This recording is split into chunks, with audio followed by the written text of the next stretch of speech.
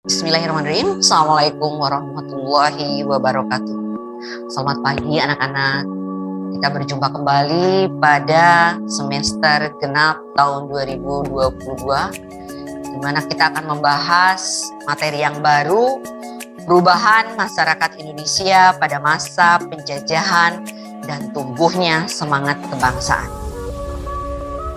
Anak-anak, pembahasan materi kali ini berkalian dengan kompetensi dasar 3.4, menganalisis kronologi perubahan dan kesinambungan ruang, yaitu geografis, politis, ekonomis, pendidikan, sosial, dan budaya dari masa penjajahan sampai tumbuhnya semangat kebangsaan. Tujuan pembelajaran: 1. Menjelaskan latar belakang kedatangan bangsa-bangsa Barat ke Indonesia. 2. Menganalisis kedatangan bangsa Barat ke Indonesia. Pada kali ini, Ibu akan mengambil tema tentang kedatangan bangsa-bangsa Barat ke Indonesia.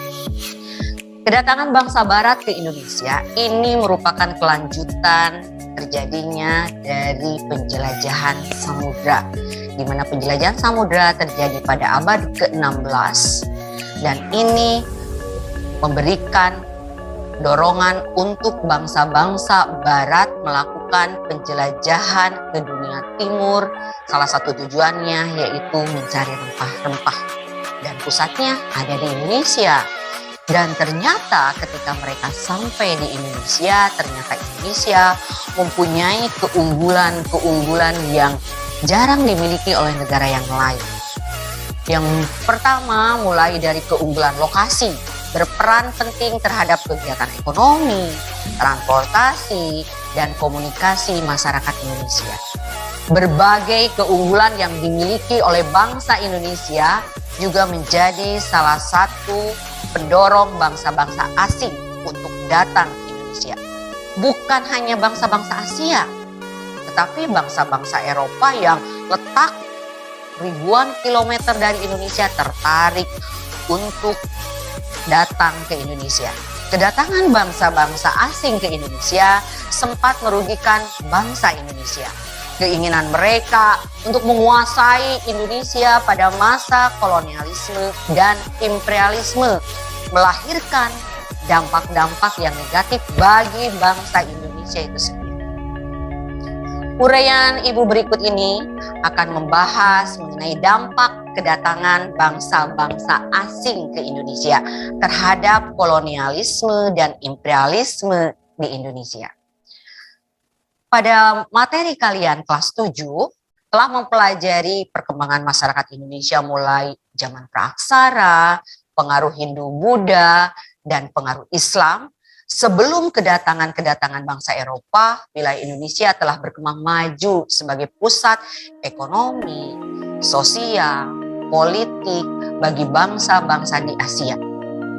Hubungan politik kerajaan-kerajaan telah terjalin sejak masa perkembangan bercorak Hindu, Buddha, dan Islam.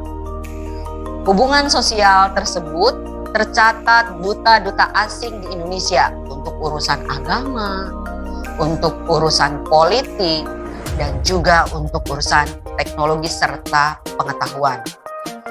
Kegiatan ekonomi antar bangsa juga terjalin begitu erat antara Indonesia dan bangsa-bangsa asing. Kerajaan-kerajaan mereka berkembang di berbagai penjuru Indonesia. Kondisi ini berubah ketika bangsa-bangsa Eropa datang ke Indonesia. Jadi untuk memahami perubahan masyarakat Indonesia pada masa penjajahan, kalian terlebih dahulu perlu mengkaji latar belakang dan proses kedatangan bangsa-bangsa Barat serta perkembangan kolonialisme dan imperialisme di Indonesia. Latar belakang kedatangan bangsa-bangsa Barat ke Indonesia. Mengapa bangsa Barat tertarik dengan kekayaan Indonesia? Kekayaan apa saja yang mendorong kedatangan bangsa-bangsa Barat ke Indonesia? A. Daya tarik Indonesia bagi bangsa-bangsa Barat. Perhatikan nak gambar rempah-rempah di atas. Apakah di sekitar tempat tinggalmu terdapat tanaman tersebut? Apakah kalian pernah melihat barang tersebut? Berbagai komoditas perdagangan dan hasil bangsa Indonesia itulah yang menjadi incaran bangsa-bangsa Barat.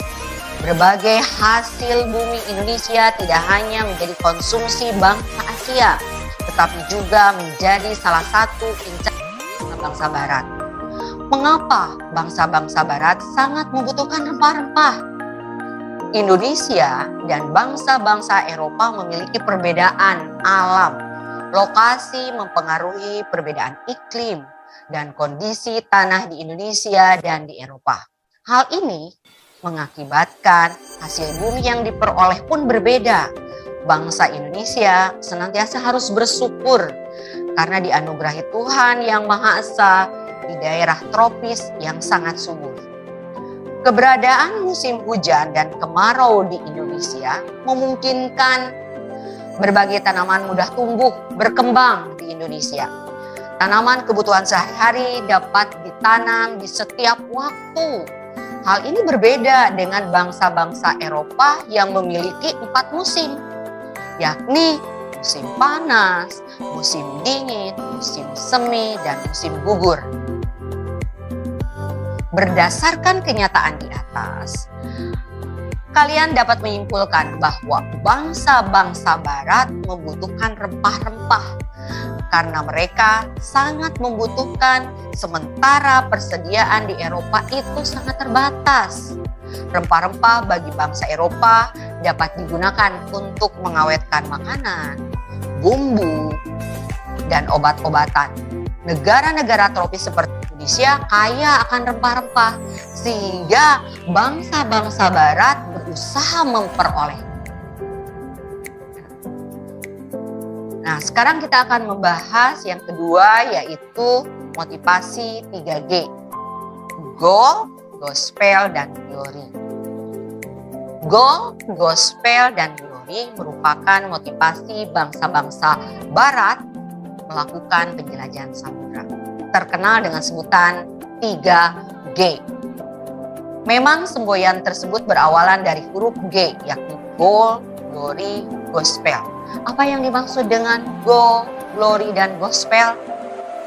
Goal artinya emas, yang identik dengan kekayaan. Semboyan ini menggambarkan bahwa tujuan bangsa Barat ke Indonesia adalah untuk mencari kekayaan. Itulah yang membuat mereka melakukan ekspedisi penjelajahan. Kekayaan itu bukan saja emas, tetapi kekayaan hasil bumi juga termasuk yang ada di Indonesia. Glory bermakna kejayaan bangsa. Jadi sesuatu regu ataupun kelompok yang melakukan penjelajahan samudra ataupun melakukan kolonialisme, imperialisme, itu perlu kejayaan bangsa. Kemudian latar belakang yang ketiga yang akan kita bahas, revolusi industri. Revolusi industri merupakan salah satu pendorong imperialisme modern. Sudah sangat lama bangsa-bangsa Eropa melakukan dan mengetahui Nusantara atau Indonesia sebagai sumber rempah-rempah. Bahkan sebelum Masehi. Mengapa mereka tidak mencari sendiri Indonesia? Pada masa tersebut, mereka masih kesulitan, terutama masalah transportasi, kondisi politik, dan keamanan. Revolusi industri yang terjadi sekitar tahun 1750 sampai 1850 berawal di Inggris merupakan salah satu pendorong kedatangan bangsa-bangsa Barat ke Indonesia. Apa yang dimaksud dengan revolusi industri? Revolusi industri adalah pergantian atau perubahan secara menyeluruh dalam memproduksi barang dari sebelumnya menggunakan tenaga manusia, hewan menjadi tenaga mesin. Penggunaan mesin dalam industri menjadi produksi lebih efisien, ongkos produksi dapat ditekan, serta barang yang diproduksi dalam jumlah besar dan cepat. Berkembangnya revolusi industri menyebabkan bangsa-bangsa barat memerlukan bahan baku yang lebih banyak. Mereka juga memerlukan daerah pemasok untuk menjual hasil-hasil industrinya. Salah satu pengaruh revolusi industri yang sangat terasa adalah kegiatan transportasi.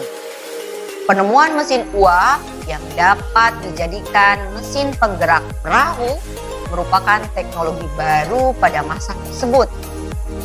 Perahu dengan mesin uap merupakan penemuan yang sangat penting yang mendorong penjelajahan bangsa-bangsa barat.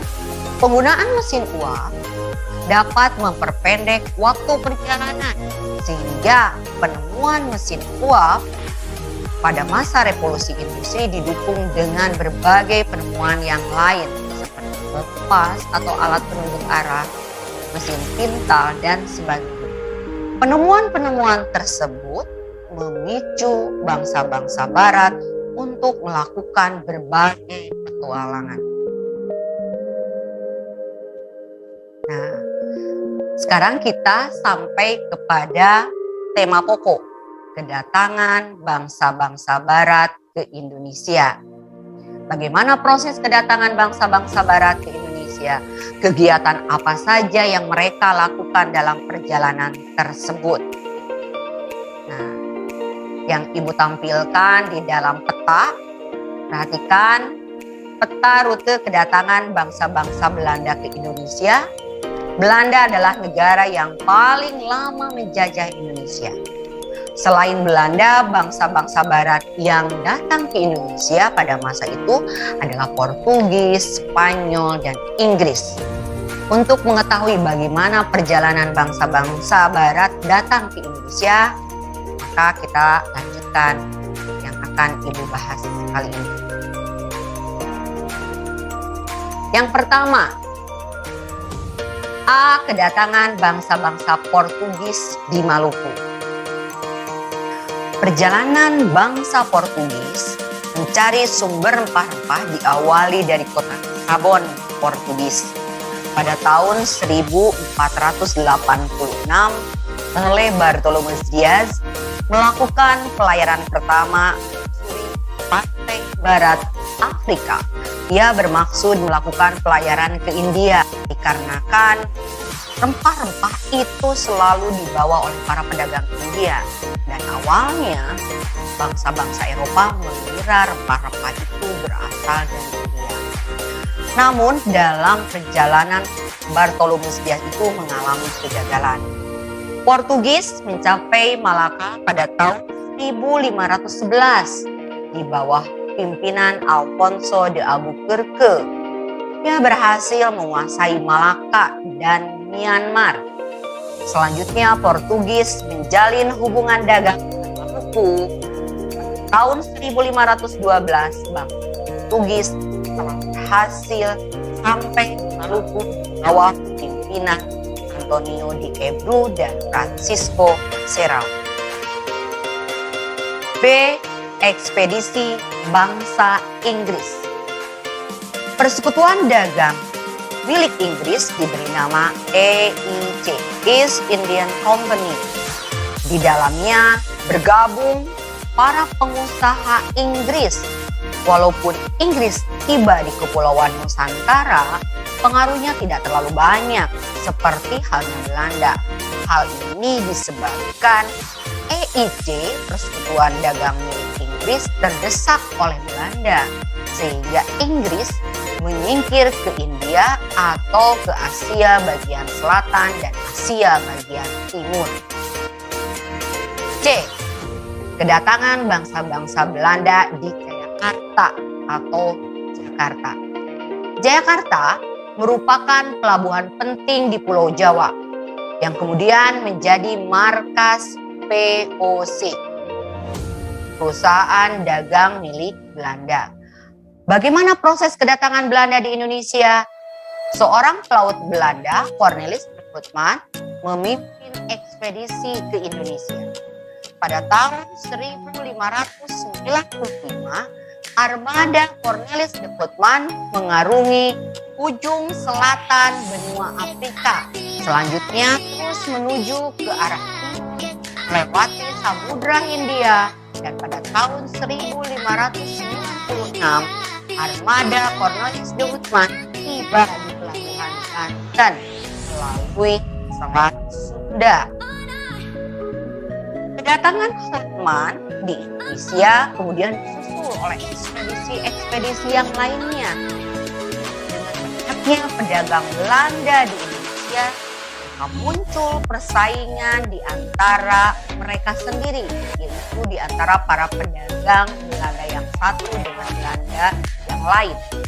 Nah, mencegah persaingan yang tidak sehat, pada tahun 1602 didirikan Verenigde Oost-Indische Compagnie atau VOC, Perserikatan Maskapai Hindia Timur, yang merupakan merger atau penggabungan dari beberapa perusahaan dagang Belanda. Gubernur jenderal pertama VOC adalah Peter Both. Dia mendirikan pusat perdagangan VOC di Ambon, Maluku. Namun kemudian pusat dagang dipindahkan ke Jayakarta atau Jakarta sekarang karena VOC memandang bahwa Jawa lebih strategis sebagai lalu lintas perdagangan. Hal itu, Belanda ingin menyingkirkan saingan mereka. Siapa? Portugis yang ada di Malaka.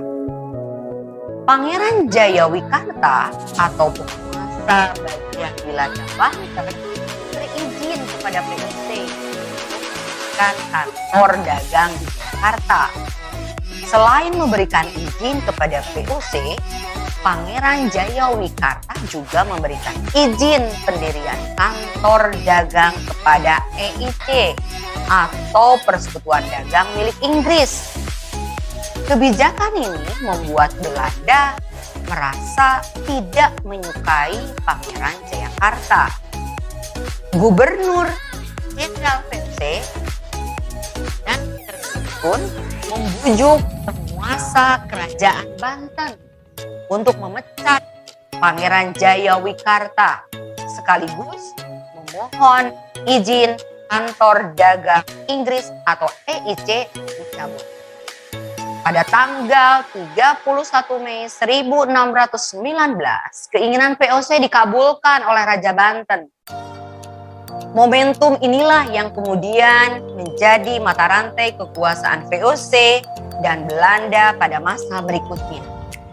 VOC menikmati kekuasaan dan kelonggaran yang diberikan penguasa Banten. Jakarta oleh VOC diubah namanya menjadi Batavia. VOC mendirikan benteng sebagai tempat pertahanan, pusat kantor dagang dan pemerintahan. Pengaruh ekonomi VOC semakin kuat dengan dimilikinya hak monopoli perdagangan. Masa inilah yang menjadi sandaran perluasan kekuasaan Belanda pada perjalanan sejarah selanjutnya. Anak-anakku, itu materi yang Ibu berikan hari ini mengenai kedatangan bangsa-bangsa Barat ke Indonesia. Pelayaran dari Eropa ke Indonesia merupakan perjalanan yang sangat berat. Bangsa-bangsa Barat berani melakukan perjalanan karena semangat mereka untuk mencapai kejayaan dan mendapatkan kekayaan. Kalau mereka bisa, pasti bangsa Indonesia juga kita bisa. Karena itu, kalian harus memiliki cita-cita yang sangat tinggi dan semangat baja untuk mencapai keberhasilan. Terima kasih anak-anakku. Sekian dari Ibu. Assalamualaikum warahmatullahi wabarakatuh. Selamat berjumpa kembali pada materi berikutnya.